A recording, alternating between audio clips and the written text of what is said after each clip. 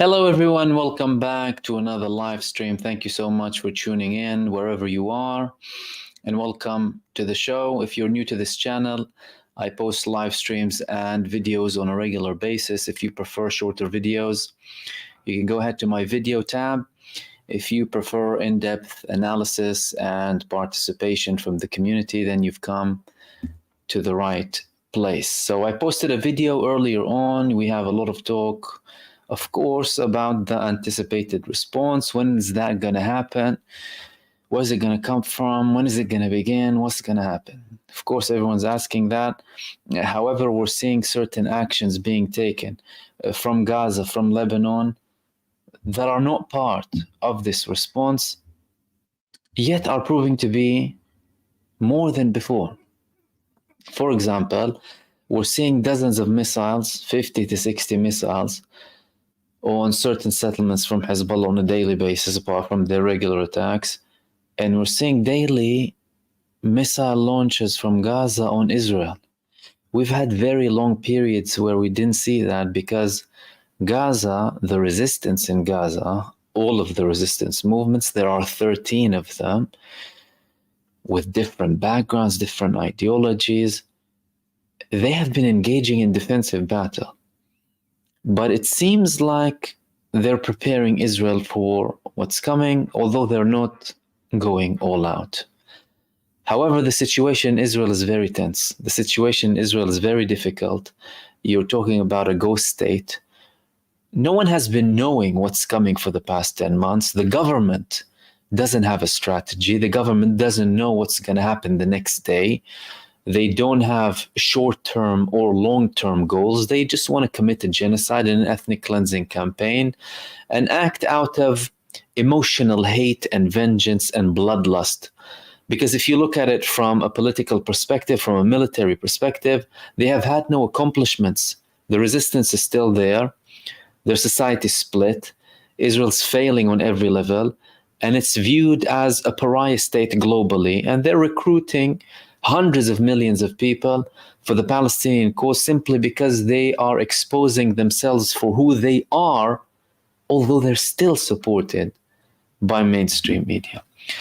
In this live stream, and I will hopefully not take too much of your time and then open the space up for the community for your participation, I wanted to talk to you about the attempts that are being carried out to stop Iran from attacking Israel. We had multiple conversations between the Iranian foreign minister and the Jordanian foreign minister, and now he came to Iran. We had communication from different countries, Arab countries and Western countries too, to Hezbollah. But all eyes are on Iran. Don't attack, we'll do this, we'll do that. The foreign minister of Jordan, Ayman al-Safadi, claimed that he is neither carrying a message from Israel nor to Israel. He's coming to talk on behalf of Jordan. He's not coming to talk on behalf of Israel. And we had couple of reports. I'll read a couple of details for you from these reports about what went on in the conversation between the Jordanian foreign minister during his visit to Tehran. Iranian President Masoud Pezeshkian stressed that the assassination of the martyr Haniya in Tehran was a grave mistake by the Zionists, stressing that this arrogance of the Zionists will not pass without response, noting that Iran expects all Islamic countries and free peoples to condemn such crimes. During his meeting with Jordanian Foreign Minister Ayman Safadi in Tehran, Pezeshkian thanked the king and the Jordanian government for their congratulatory messages and wishes for his success in the presidency, stressing that the foreign policy of the Islamic Republic of Iran and the 14th government is to expand and strengthen peace. calm and stability in the region and in the world, and also stresses the need for unity amongst Islamic countries to stop the aggression and crimes of the Zionist entity against the oppressed Palestinians in Gaza. The President of the Republic referred to the cowardly assassination of Martyr Hania in Tehran and considered the assassination of the guest of the Islamic Republic of Iran an act that violates all international laws and a major mistake by the Zionists. He said that the Islamic Republic of Iran expects all Islamic countries and free people to strongly condemn the crime, stressing that this Zionist arrogance will not pass without a response. This Zionist arrogance will not pass without a response. Pezeshkian mentioned that some people today are trying to change the place of right and wrong. This is important, adding, quote, the biggest enemies and violators of freedom, democracy, and human rights, while they use all their scientific and operational power in the world for terrorism, assassination, and committing horrific crimes, claim to defend freedom, democracy, and human rights, and declare that anyone who does not follow them is an enemy of those principles and values. In another part of the meeting, the president expressed his hope that the negotiations between the two diplomatic delegations on resuming relations between Iran and Jordan would be completed more quickly, so that the two countries, in addition to the capabilities of the two Islamic countries, would benefit from each other's capabilities, in addition to the benefit that could accrue to the region, as well as from friendship and constructive cooperation. Foreign Minister of Jordan, Ayman Safadi, while conveying to the king of his country his warmest greetings, congratulations, and best wishes of success, stressed that Jordan seeks to resume relations and make joint efforts to have stability and peace in the region. He also pointed out his country's condemnation of the assassination of Martyr Hania and considered this action an attempt by Netanyahu to expand the circle of conflicts in the region. Safadi also pointed out his country's desire to expand relations with the Islamic Republic of Iran and announced that he will discuss ways to expand relations between the two countries during his visit. Again, he said, he's not here to carry a message from Israel, and I'm not here to carry a message to Israel. He spoke about bilateral relations. He said, I visited Tehran at an official invitation to consult on the dangerous escalation the region is witnessing. I'm not here carrying a message from Israel and to Israel. I conveyed the messages of the king and spoke about bilateral relations, calling for effective action to stop the Israeli aggression of Gaza and the illegitimate Israeli steps. This was what was announced. What wasn't announced is the fact that if Iran would be attacking Israel, it would be attacking over Jordan.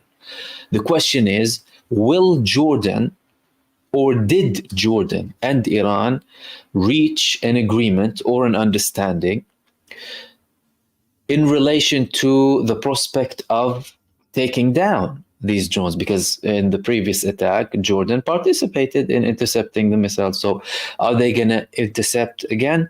If they intercept, is that something that's acceptable by Iran?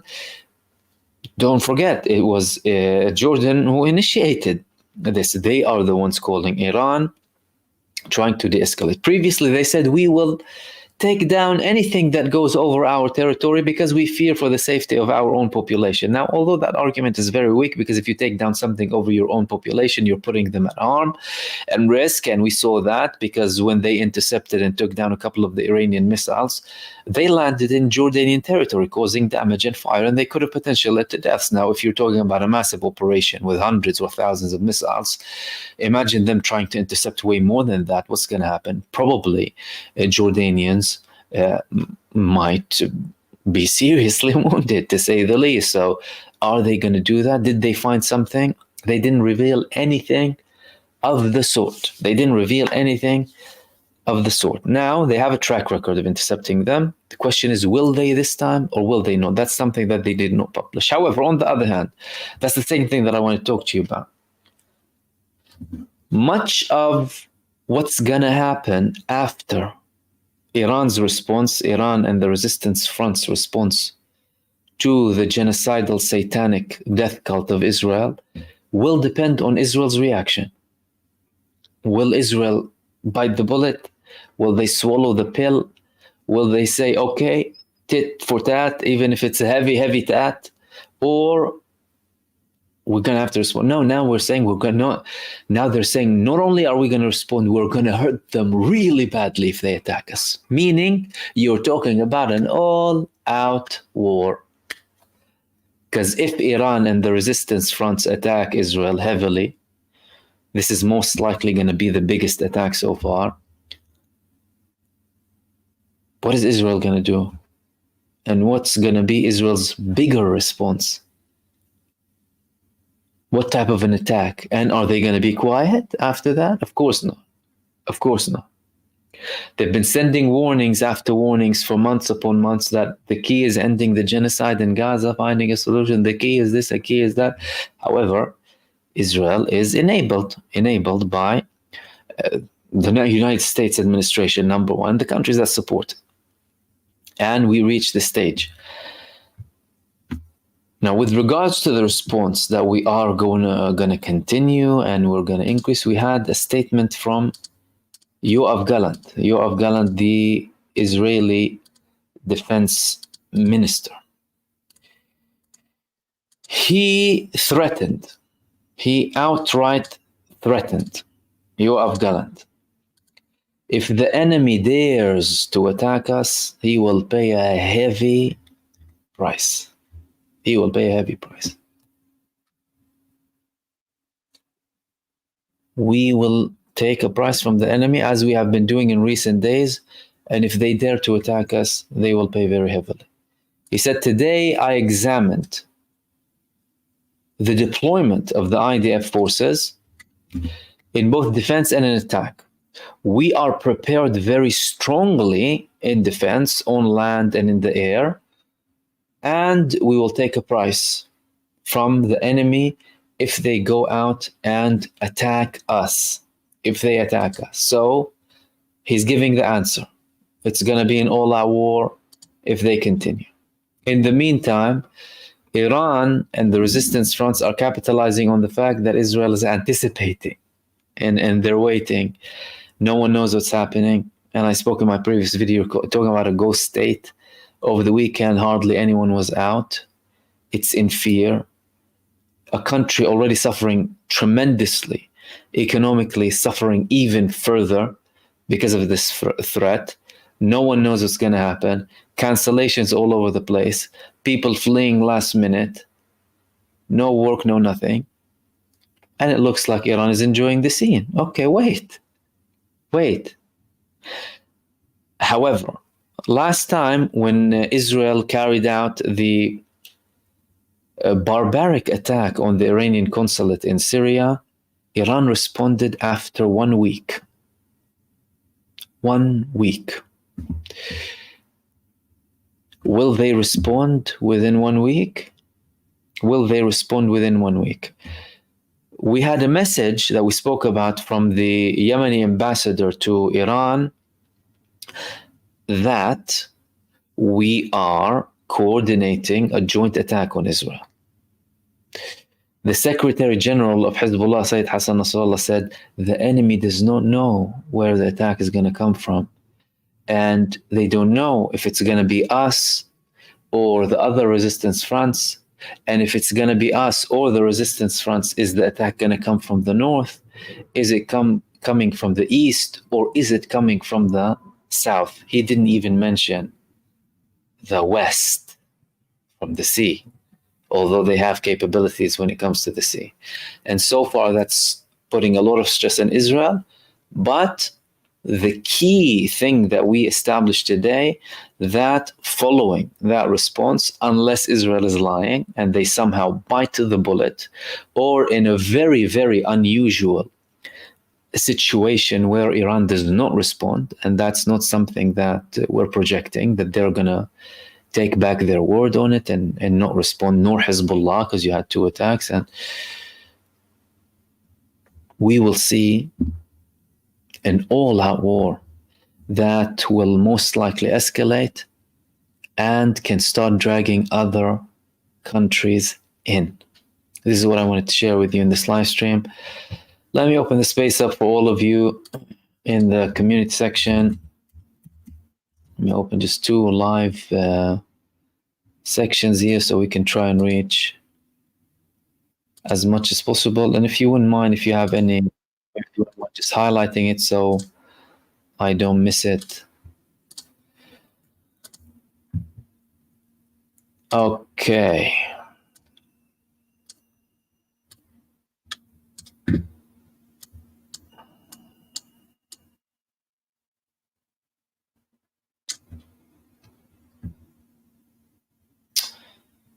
Dr. X, thank you so much for your super set. Hi, brother. Glad you like the fan art. Love and respect from Brazil. Much appreciated, my brother. Thank you so much. Guys, if you don't know Dr. X, follow him on Insta.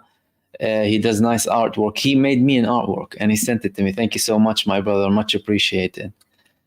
And El Karaki, thank you so much, brother, for your super. You said, I love you, brother. You're the most honorable man. God bless you. God bless you, my friend. You are. Thank God for everything. He's most sufficient. Alhamdulillah, brother. Thank you so much for your super. Much appreciated. Thank you so much. And thank you to everyone else participating, sending comments from all across the world. How, that's Ortho Justice, do you expect Russia to react if Saudi is part of the 5 against the axis of the resistance? Well, Saudi Arabia and Russia, they have a good relationship. Saudi Arabia, as part of their diversification, they have established relations with Russia, undeniably, but they are careful not to have this migration from the United States all of a sudden.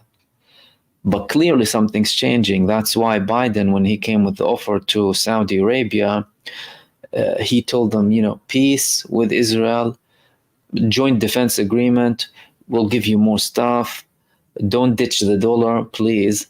So regardless of the position of Saudi Arabia when it comes to Iran, and the 2 nations have had long-lasting hostilities, you're talking about a country that do their own thing in certain aspects when it comes to foreign policy. And they're not just solely tied with the United States of America. So I think if they were to, I do not necessarily think that's something that Russia can tell them not to do. Because Russia has a non-interventionist policy when it comes to countries in the Middle East. That was very evident from when they had a meeting with the political movements, the Palestinian political movements, and when they told them, you know, we're not telling you what to do, but we would advise you to have more political unity, so we have more of a say when it comes to raising the case with our friends in the international community. So I don't think they can do anything to Saudi Arabia. I don't think they can do anything to Saudi Arabia. And again, you know, Saudi Arabia, agree or disagree with them. If they want to intercept missiles. It's your country at the end of the day. Although, you know, people need to remember here, we already have a deal brokered between Saudi Arabia and Iran. That happened over a year ago. It was brokered by China. They brokered a deal with them that included the Houthis. The United States administration tried to apply pressure on Saudi Arabia to deviate from that agreement. Why? Because the United States is a typical neo-colonialist approach globally, divide and rule. They want problems between the countries. Apply more pressure on Ansarullah. And it almost worked. It almost worked. We saw a little bit of a backtracking in the end, but there are still tensions. Although Ansarullah in Yemen were included in the reconciliation process that was promoted by China and that Oman was involved in. And funny enough, how ironically we had these attacks in Oman, right? A country that plays a part to diffuse tensions.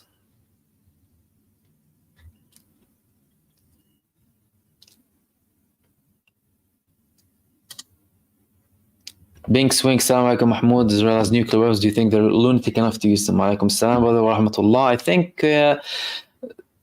they may, They may.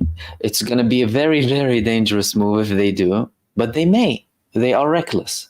They are led by a psychopathic lunatic who has done anything possible to harm Israel so far. His policies killed a third of the Israeli prisoners in Gaza. He ordered the mass slaughter of Israelis being kidnapped to Gaza on their way. He ordered the mass slaughter of the revelers in the Nova Festival and in the areas surrounding Gaza on the 7th of October. So, what's preventing him from clicking the button? Of course, the repercussions. It's the end of days thing, and it's legitimizing the other nuclear buttons. That's the big problem, because once the country presses a nuclear button, other nuclear buttons are more easy to press on. And Fatima, Salam Mahmoud, Salam, what are the likelihood and thoughts of resistance targeting Netanyahu in Israel? Well, I think, it's not very likely that they will target Netanyahu. Netanyahu has a lot of security on him, is very secure. And, he has security intensified now on him to a level where the person in charge of his personal security ordered Netanyahu and the people who are his closest bodyguards not to make a move unless they receive an authorization from him. So Netanyahu isn't moving freely, meaning he is scared. Is there a threat? There is a threat. How likely are they to succeed in taking down Netanyahu? Not very much. Is it possible? Absolutely possible. Did you have targeted assassinations in Israel? Yes. Yes, we did.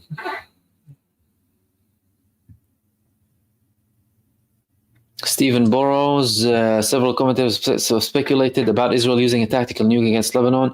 Will the Hezbollah missile arsenal survive this, and will it mean mutual assured destruction?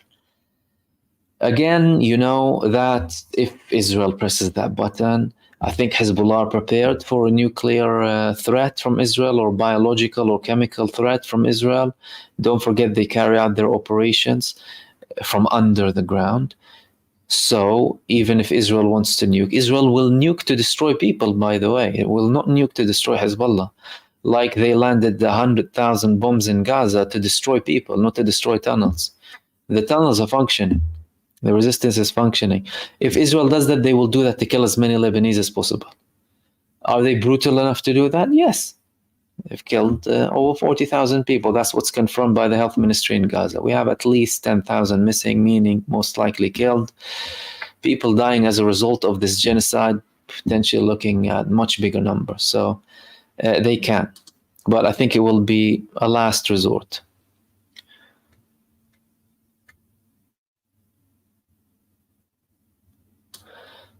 And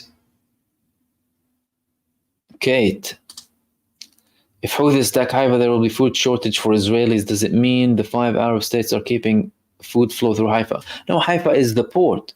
So the Arabs are keeping the food through Jordan, through the land crossing. Why? Because Haifa, much of that comes from the port in Haifa. So although some things may come, we have a lot of restriction from Ansarullah. But the aid, when we talk about the Arab countries, it comes from Jordan land routes. So they tried to make this land route as effective as possible. However, that's not sufficient. That's not enough. Because when you're talking about the trade that's coming from the Eilat port, you talk about a different league. It's like the difference between getting a cup of water and dozens of trucks of water, right? It can do something, it can assist here and there, but it's not a solution. It's not a solution.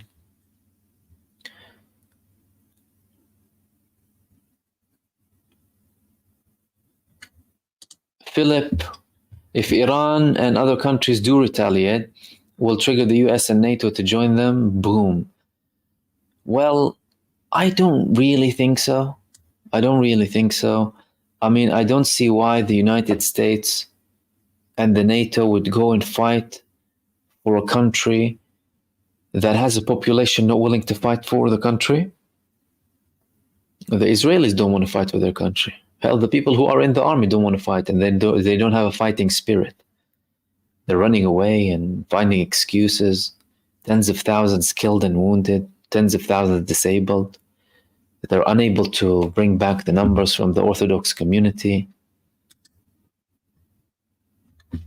So if you're someone in the United States or in Europe or in a NATO member state, you look at these people and think, what?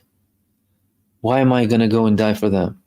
Let alone the fact that they're committing a genocide, that they are a barbaric state, a barbaric terror, apartheid, racist state committing a genocide and an infanticide and crimes against humanity in Gaza in accordance to international law, by the way. International law is calling that a genocide, not that the genocide in accordance with international law. And you have a man due to be issued an arrest warrant on top of the state. Why?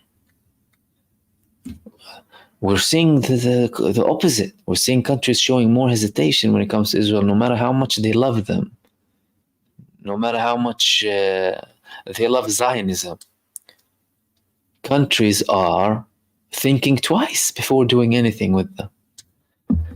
And Stephen Burrows, thank you so much for your super.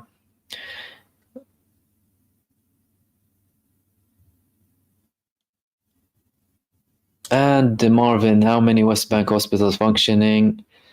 Has the IDF bombed hospital, schools, and mosques in the West Bank? West Bank has been able to help Gazans. Not many. They are functioning, yeah. Israel hasn't targeted, many of these in the West Bank. They do target mosques and stuff. They can have fun and throw a stun grenade on a mosque, when they're calling for prayer. If you look on social media, you'll see all of these videos of daily abuse and barbarism. But they've been attacking them heavily. They've carried out airstrikes in the West Bank. That's something that's not normal. Yesterday they carried out 2 airstrikes and they killed 9 people that they claim to be people who fight them. But again, they lie, these people. Helping Gaza, no, because you don't have a direct connection, and any assistance as such would have to be coordinated with Israel. And Israel is dictating what goes in and out.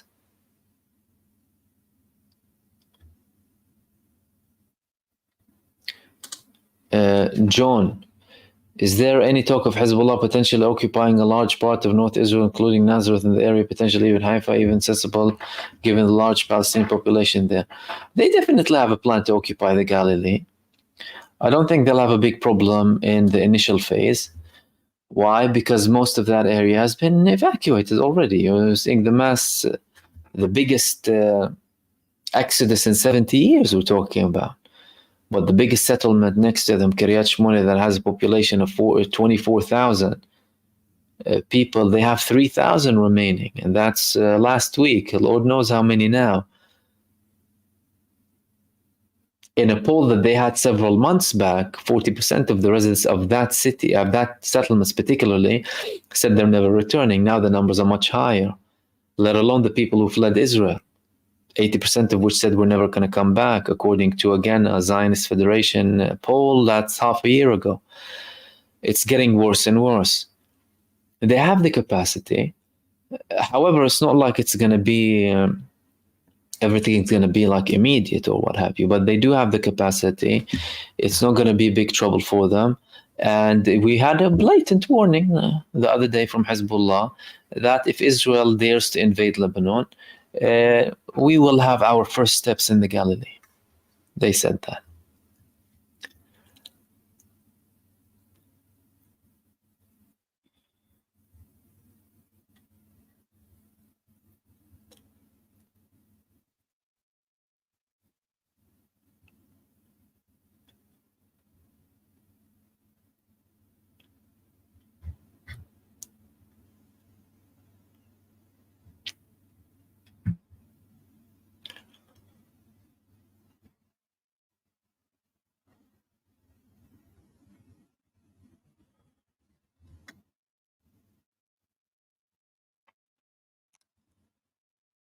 And also Kate's saying, report now saying 10,000 IOF child killers dead.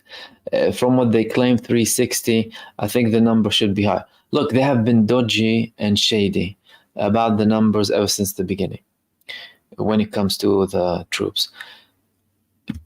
We had a confirmation several months back that 30,000 are disabled. And the numbers don't add up. If 30,000 are disabled, how many are wounded? Let's say the disabled per wounded ratio is 1 per 1, even though that's unrealistic. Usually it's 1 for 4 or 5, like completely disabled, wounded in war. Okay. Well, 60, 70,000 wounded, that's if we want to be really conservative, although we're talking about most likely 100,000. Okay, but if we take 100,000 and the average wounded to dead ratio in traditional urban warfare is 1 for 3. 1 dead per 3 wounded. 1 dead for 3 wounded. If they have 100,000 wounded. Mm-hmm. Let's be even more conservative. Let's say the 60,000 wounded, okay? Although the number is most likely much higher, but let's say 60,000 wounded if 30,000 are disabled. What's a third of that? 20,000 killed. And that's basing that assumption on traditional urban warfare. What's happening in Gaza is not traditional urban warfare, it's destruction urban warfare. Because it's more difficult for them, making the battleground more complicated for Israel. Why? Because they destroyed everything. So it's not like they can go from house to house. It's like they're going from destruction to destruction, bulldozing the streets, and that made it more difficult for them. I mean, the resistance is fighting them everywhere. They're popping out of everywhere, targeting them. They're unable to do anything with them. So of course they're going to be very, very, not conservative. They're blatant liars when it comes to that.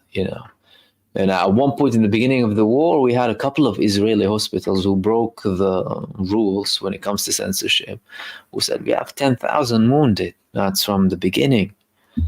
So imagine that. And Sylvester, thank you so much for your super. He said, do you believe the rumors, social media, that Abu Ubaidah was killed? What would he do in a tent out in the open, or is it propaganda of demoralization and for the purpose of revealing more info about it? I think you answered that. And thank you for your super, Sylvester. He said, is it propaganda for demoralization? The Zionists, they have armies of propagandists working for them in this hasbara, sitting there, calling themselves names of English people and American and European and African and Arab and Muslim names, and acting like they are this and that. What's their aim? Spew venom, hate, division, lies, propaganda, and demoralization. Like, why did they claim that they just killed MahmoodOD now? You targeted him 4 weeks ago and you said we can't confirm. What gave you the confirmation today? Intel. What intel? And in the same statement, they said the intel that we had before proved to be wrong, but now we got new intel proving it was right. So yeah, they try and obviously demoralize, but who are they going to demoralize? Like, you've committed the barbaric genocide in Gaza. Demoralize what? What, Hania, before you killed him, you killed 100 family members. Demoralize who? Exactly. Do you think the people you're fighting are afraid of death? Of course not. They went to this with their blood in their hands and their coffins, or things they wrap themselves around on their shoulders. What are we talking about? Demoralize them. It's all for the social media people, and you have many people on social media, working for them, paid for, and also you see many people who are totally ignorant and just follow everything that they hear and see without just so far as we don't have a confirmation from the interested party in this case Hamas, that this man has been killed or this man hasn't been killed. We can't verify that. We can't verify it based on what Israel says.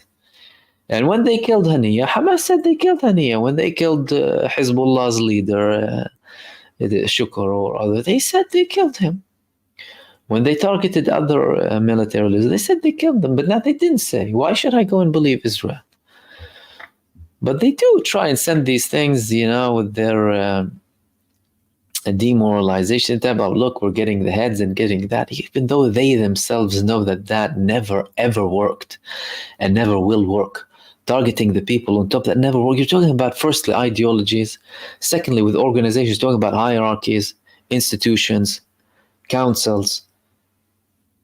And whenever anyone goes, there's someone else to replace him.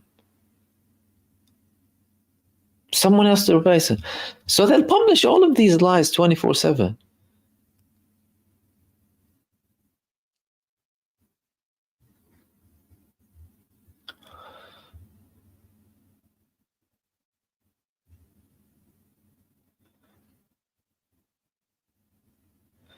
Shams is saying, are the US there to protect their illegal military base in the area or to protect Israel? Well, you see the argument, flawed argument to a very large extent, that many Americans do not fall for, is that Israel is a base. So even some key political figures in the United States said Israel is like a large US base or a large, US carrier.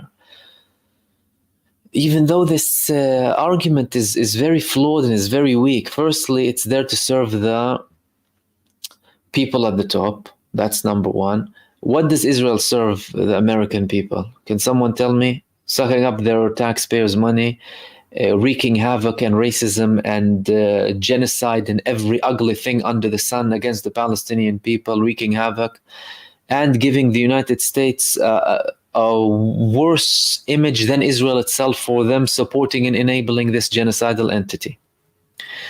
What are they supporting them? And you're not just talking about the average American person. It's some people, they're not into all of this and they don't care and they go about their lives. But people who are concerned and who would debate that, be like, okay, what does this state has to do with me? What does this state have to do with me? Why am I supporting them? Who are they? Who are they? They've been committing all of these crimes and occupation, oppression against the people of Palestine, and they want me to believe that they are. So they view them as a base, some of them. Now, saying that, now we've had US considerations shifting slightly. So they still view Israel as a strategic key part in the Middle East, partner and an infinite ally, and all of this nonsense. And they declare that they're Zionists because they are infiltrated by Zionism. But the United States is a bigger country. It's like Israel is nothing in comparison to the United States, and not everything ends with Israel. And the United States has plans for an Israeli collapse because they know it's a short-lived temporary entity. The CIA had predictions from over a decade ago that Israel's collapse is very soon. What do you think? The Central Intelligence Agency, they don't know what's happening and they're not reading the signs? Other bodies in the United States who are monitoring everything and not just there manipulating people. Because don't forget, these people talking on mainstream media and these politicians, that's just the front. That's just the front. That's an act. That's an act. Behind the scenes, the people who know, they know that they're talking about a temporary entity. They have plans for the day after. The unfortunate thing is that they will still commit evil things with that knowledge. And that's the worst thing. When you know something and you know how ugly it is and you cover it up and you continue to support it. But saying that, the establishment in the United States, they can see that they have interests and they can see that there's a shift in dynamics across the world. They can see that we're looking at a multipolar world now, no longer a unipolar world. They're unable to bully everyone as they were before, as they used to before. So it's primarily to save the United States. I mean, if they saw Israel just about to collapse, listen, if your biggest ally is telling you, I am facing an existential threat, and you still haven't participated, what does that tell you? That you're willing to let them die. Everyone in Israel said we were living in an existential threat. Have you seen boots on ground in Israel? You have seen military support. Yeah, I'll support you, but fight for yourself. Fight for yourself. I'm not fighting for you. This is the message that we got so far from the United States. I will support you with whatever you need to defend yourself, as they label it, of course, although Israel does not have a right of self-defense, and they should not be getting anything from anyone. They should be boycotted, and military action should be taken against them as an illegal occupying criminal entity. But we're talking about the United States here. But they haven't fought for them. And when they faced attacks, they didn't go in for the rescue. They sent them a bit more, and said, we'll intercept a couple of the missiles here and there. But that's it. And Biden told Netanyahu, you got the win. Take it, when they intercepted the Iranian missiles. Meaning, what do we read? What do we understand here? That I'm not willing to die for you. You're my friend and I love you and you're my ally, but I'm not going to take my country to die for you. And that's the message from the government, although they haven't said it outright, right? But that's the message that we're getting. If they haven't intervened so far to save them, when they've already been facing an existential threat, according to them, the Israelis themselves, for 10 months, why would they participate now? Did we have an indication that they're going to participate? And that's from the government. That's from the government, let alone the population, the sentiment, the general feeling, the problems in the army, the rebellion within the army against the idea and concept of Israel, the resignation. So it's sparking a lot of debates here, but I think the United States is ready for the day after Israel. It's a shame that they haven't used their power to simply support the things that they preach for in Palestine. And that led to so many lives lost. But hey, you're talking about the US administration. They killed millions across the world. But in the short term, we're looking at a big change, and the United States is definitely seeing it. And we'll go to... Okay. Kate, Israel crossed the red line with the assassination of Hani and Hezbollah commanders of 300 Hezbollah fighters. Will Hezbollah now cross the red line, targeting more than settlements, military sites? Yes. Hezbollah and Iran will cross the red lines. Why? Because Sayyid Nasrallah told them, you don't know what kind of stupidity you have done and what lines you have crossed. And we had similar statements from Iran, meaning that if you cross the red line, I'm going to cross red lines. But we've had the answer from Israel. If they come, we will hit them badly. We will hurt them. We will hurt them. Imagine how blind they are. After all of that, they're saying we will. So they're not willing to bite it. They're not willing to take a hit and say, do you know what, let's take a hit and calm things down. And they're continuing.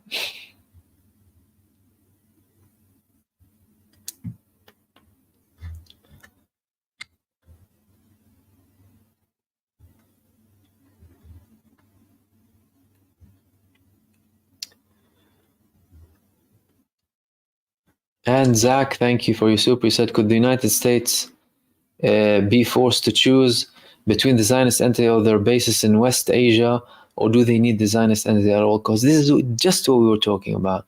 I don't think they will have them, and thank you for your super, Zach, at all cost. Because they still have interest. And don't forget, you already, listen, you've already had political debates over US interventionism and colonialism and the US empire and the US police across the world in America, saying how much resources it takes. And, And the simplest argument is you have trillions to spare for wars abroad, and you don't have $1,000 a month for a homeless person dying on the street. This is the basic argument. You have trillions of dollars to spend on wars abroad that kill people and destroy families and livelihoods and cause so much destruction, but you don't have $1,000 a month to support a homeless person in the streets of San Francisco or New York or wherever it is. That's the argument here. There is a money tree from the state, but the money tree is only used for global bullying and destruction.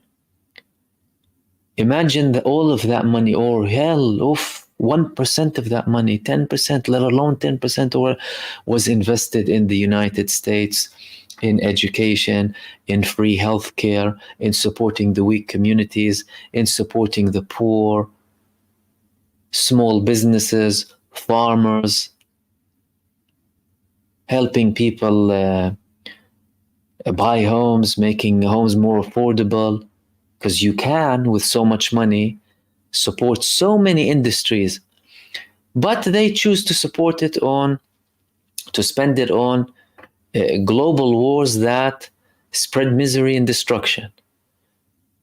And again, you have some people who ask these things in the United States. Why am I spending all of my money abroad when I need it? When I need it, charity starts at home. You have many people in the United States who need that money. So I think that this argument is getting more and more momentum. And even when we talk about people at a political level, we hear debates against this interventionism, and chaos across the world. And Israel is the ugliest representation of that. So you need to get rid of Israel, to be truthful to that. And once you do, it's a different story, like having bases for joint mutual protection agreed upon, not imposed, like on Japan post World War II and stuff, actual, treaties without imposing anything. Because don't forget, with lots of these military bases, they're on the neck of the state hosting them. And thanks again, Zach, for your super. And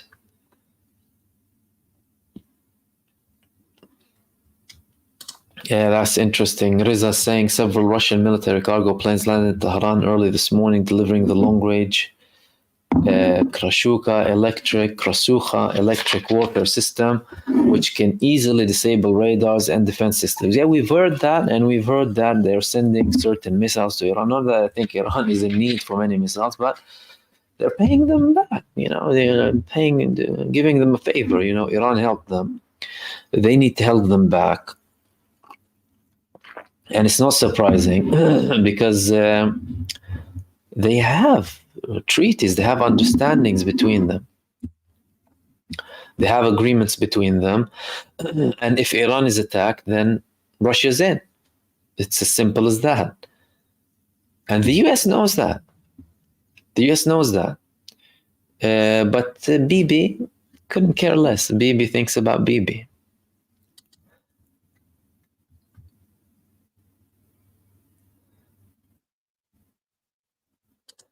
Fatima, can the recent announcement of settlements illegality be an excuse to relocate Gazans to the settlements?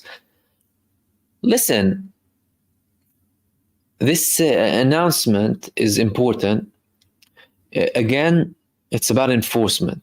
Is someone going to enforce it? That's the biggest question here. The momentum is getting stronger and stronger. And the Gazans, they have the right to live in a free Gaza. That's number one. Secondly, 72% of them before this war, before the 7th of October, and before the genocide, they were refugees. Gaza is a big refugee camp. Refugees from where? From all across historical Palestine that's now called Israel. So the people of Gaza, they must have the right to return to wherever they were expelled from across all historical Palestine. Likewise with the refugees in the West Bank, the internal refugees in historical Palestine, what is called modern day Israel, and the refugees in Lebanon and in Syria and in Jordan and all across the world. That's what should happen. At the expense of what? At the expense of who? These people must have this historical right. And there will be no solution unless there is a solution for the Palestinian refugees, the Gazans, and all of the other Palestinian refugees. And Shams, thank you so much for your super, much appreciated.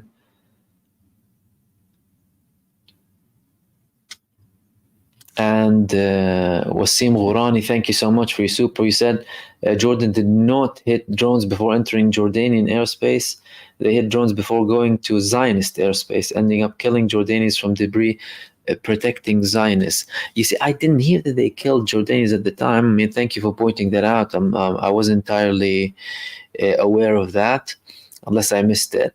But yeah, it's when it's in Jordan, basically.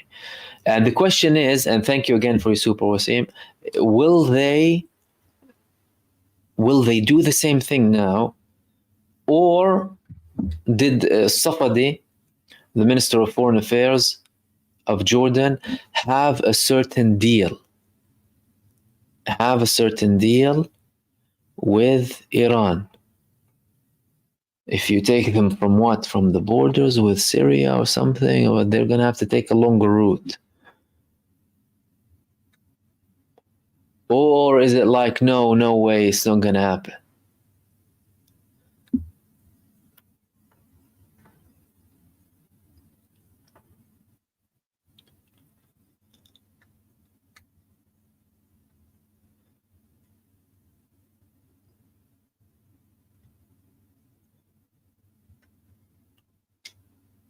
Let's see if we have anything else before we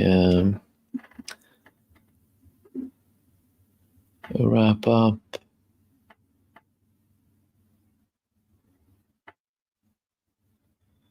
And Wasim Ghorani, again, thank you so much for super. You said Jordan is a fake country created by the UK to be a barrier to Israel. Well, yeah, of course, the British, previous British Empire, they created Jordan. Sykes-Picot agreements, this division. And all of that needs to be looked at, these maps, these artificial drawings of maps dividing people and nations, like, two foreigners coming to split your whole nations based on, what are we talking about? All of that needs to be reviewed. And I think it will. Okay, we'll wrap it up there, guys. And thank you so much for joining me, everyone, for another live stream. Thank you so much for everyone who participated. Apologies if I didn't check all of your comments. Usually with the live, we'll miss some of them. But nevertheless, I appreciate all of your contribution, all of your kind comments as well. Thank you so much for everyone who sent supers, Dr. X, El-Karaki, Dr. X as well, Stephen, Boris, Silvestra, Zach, Shams, Wasim, and Wasim again, thank you so much for your kind supers, much appreciated. Apart from that, like I said, I had a video earlier on, and I have another one, an important video coming on about Iran. Wait and see it.